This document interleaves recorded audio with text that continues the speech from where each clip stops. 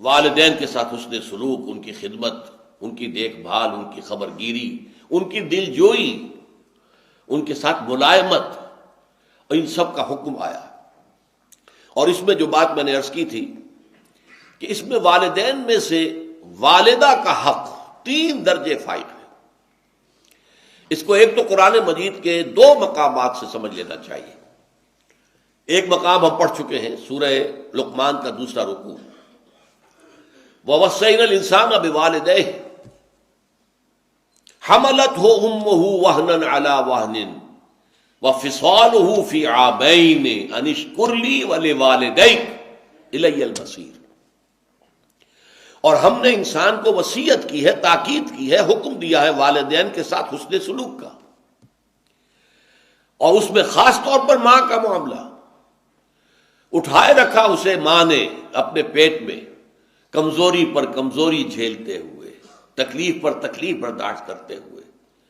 کیا کچھ بیتتی ہے عورت پر حمل کے دور میں، شروع میں تو نہیں، لیکن جو آخری ایام ہوتے ہیں، آخری چند مہینے جو ہیں، ان میں اس کا بڑا جو ہے پورے وجود جو ہے اس کے اوپر اس کا گہرا اثر ہوتا ہے۔ حملتہ امہ وہنا علی وہن، کمزوری پر کمزوری برداشت کرتے ہوئے، وفصالہ فی عامین، اور پیدائش کے بعد 2 سال تک وہ جوک کی طرح چمٹا رہتا ہے اس کی چھاتیوں سے، اور دودھ کی شکل میں عورت کے جسم کی توانائی جو ہے در حقیقت وہ منتقل ہو رہی ہے، ماں کے جسم کی توانائی منتقل ہو رہی ہے بچے کے جسم کو۔ اور 9 مہینے جو پیٹ میں رہا ہے تو براہ راست ماں کا خون ہے کہ جو اس کو پرورش دے رہا ہے، اور اسی کے ذریعے سے اس کی تمام جو ارتقاء ہو رہا ہے اس کا، اور اس کا یہ جنین کا درجہ بدرجہ بڑھنا، یہ در حقیقت ساری اس کے لیے توانائی اور اس کے لیے غذا وہ ماں کے خون کے ذریعے سے پہنچ رہی ہے۔ اب یہاں ظاہر بات ہے والدہ کا تو ذکر کر دیا، والد کا نہیں کیا، اس لیے کہ واقع بات یہ ہے کہ ہمارے وجود میں آنے میں جو ذریعہ ہے، اگرچہ اس میں والد کا حصہ ہے، نطفہ تو باپ کا ہے، لیکن یہ کہ اس میں جو مشقت جھیلتی ہے وہ ماں جھیلتی ہے۔ 9 مہینے کا حمل، اور پھر اس کے بعد دودھ پلانا۔ آج تک تو خیر دودھ پلانا کم ہو گیا، اگرچہ کتنی ریسرچز سامنے آ رہی ہیں کہ ماں کے دودھ سے بہتر کوئی دودھ نہیں ہے۔ جو بچے ماں کے دودھ پر پلتے ہیں وہ صحت مند ہوتے ہیں، بیماریوں سے بچے رہتے ہیں۔ عورتیں بھی جو نہیں بریسٹ فیڈنگ کرتی ہیں، اپنے بچوں کو دودھ نہیں پلاتی ہیں اپنی چھاتیوں سے، انہیں بیماری ہوتی ہے، کینسر زیادہ انہیں ہوتا ہے۔ بریسٹ کینسر جو ہے، چھاتیوں کا کینسر، وہ ان عورتوں کو زیادہ ہوتا ہے کہ جو اپنے بچوں کو دودھ نہیں پلاتی۔ اس کے باوجود ظاہر بات ہے آج کل جو تصور ہو گیا عورتوں کے اندر اپنے جسمانی چستی کو برقرار رکھنا، وہ در حقیقت اس کے لیے یہ سارے کے سارے کام کرتی ہیں۔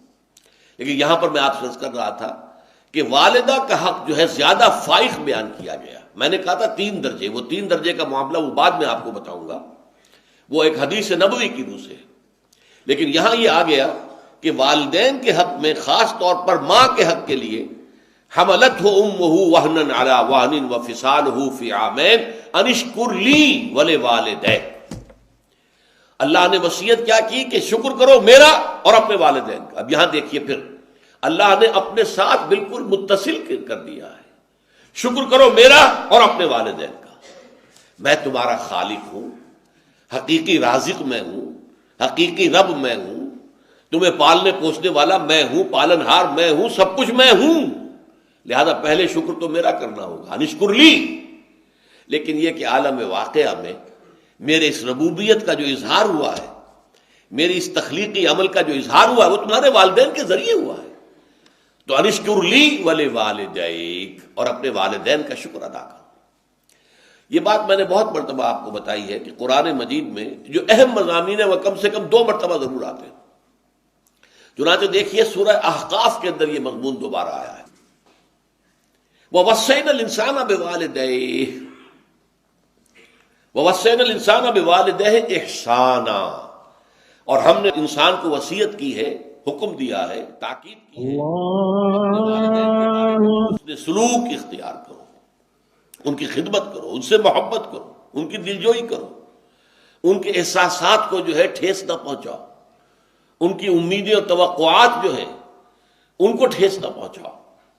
اب وہاں فرمایا حملتہ امہ کرہن ووضعتہ کرہا وحملہ وفصالہ ثلاثون شہرا، اس کی ماں نے اسے اٹھایا رکھا تکلیف جھیلتے ہوئے، کرہن ووضعتہ، اور پھر اسے جو ہے جنا ہے۔ اب یہ جو عمل ہے پیدائش کا کس قدر تکلیف دہ ہوتا ہے عورت کے لیے۔ پچھلے زمانے میں تو آپ کو معلوم ہے کہ عورت کا وضع حمل کے بعد زندگی کو سمجھا جاتا تھا کہ نئی زندگی ملی ہے، اس درجے یہ پرخطر معاملہ ہوتا تھا۔ کتنی ہی ولادتوں کے معاملے میں پھر جو بخار ہو جاتا تھا، کیونکہ ہائیجین تو تھی نہیں، دائیاں آتی تھیں، گندے کپڑے گندے چیتڑوں سے کام کر رہی ہیں، اس سے یہ کہ انفیکشن ہوتی تھی، اور پھر جو یہ بخار ہو جاتا تھا اس میں وہ تو انتہائی ڈیڈلی، اور پھر ظاہر بات ہے کہ وہ اینٹی بایوٹکس بھی نہیں تھے کہ اس انفیکشن کا کوئی علاج کیا جا سکے۔ آج کل تو معاملہ بہت بہتر ہو چکا ہے، لیکن یہ کہ واقعتاً پچھلے زمانے میں چائلڈ برتھ کے بعد عورت کی زندگی ایک نئی زندگی ہوتی تھی، لیکن یہ کہ آج بھی تکلیف جو جھیلتی ہے، ویسے اب یہ اس میں بھی ایک معاملہ غلط ہو گیا ہے، اور وہ یہ ہے کہ تکلیف سے بچنے کے لیے آپریشن کا راستہ اختیار کیا جا رہا ہے۔ امریکہ وغیرہ میں، یورپ میں تو اس کا بہت رواج ہو گیا ہے، نہ عورت تکلیف جھیلنے کو تیار، اور ڈاکٹروں کے لیے آمدنی بہت ہے، آپریشن کرے گا یا کرے گی کوئی لیڈی ڈاکٹر تو اس کو آمدنی کتنی ملے گی؟ نارمل اگر ڈلیوری ہے تو اسے کیا ملے گا؟ کچھ بھی نہیں، لیکن اگر آپریشن ہو گیا ہے تو ہسپتال میں بھی 2-3 دن رہے گی، 4 دن رہے گی، اور اس سے آمدنی ہوگی، اور اس سے پھر یہ ہے اور طرح طرح کی جو ہے وہ خرابیاں پیدا ہو رہی ہیں۔ آج کل اس کے خلاف بڑا پروپیگنڈا ہو رہا ہے امریکہ کے اندر کہ مت کرو یہ کام، نیچرل جو برتھ ہے جس کے لیے پروسیس اللہ نے مقرر کر دیا اسی کو اختیار کرو۔ تو فرمایا وَوَصَّيْنَا الْإِنسَانَ بِوَالِدَيْهِ إِحْسَانًا حَمَلَتْهُ أُمُّهُ كُرْهًا وَوَضَعَتْهُ كُرْهًا وَحَمْلُهُ وَفِصَالُهُ 30 شهرًا، اور اس کو حمل اور پھر اس کو دودھ پلانا اور دودھ چھڑانا 30 مہینے، 2.5 سال، بلکہ اس سے بھی زیادہ کا وقت لگتا ہے۔ اب یہاں حدیث سن لیجئے کہ ایک صحابی نے حضور سے پوچھا کہ حضور میرے حسن سلوک کا اولین مستحق کون ہے؟ آپ نے فرمایا تیری والدہ۔ انہوں نے پھر سوال کیا ان کے بعد کون؟ پھر فرمایا تیری والدہ۔ پھر سوال کیا ان کے بعد کون؟ پھر جواب یہی تھا تیری والدہ۔ چوتھی مرتبہ پوچھا ہے کہ پھر کون؟ تو فرمایا تیرے والد۔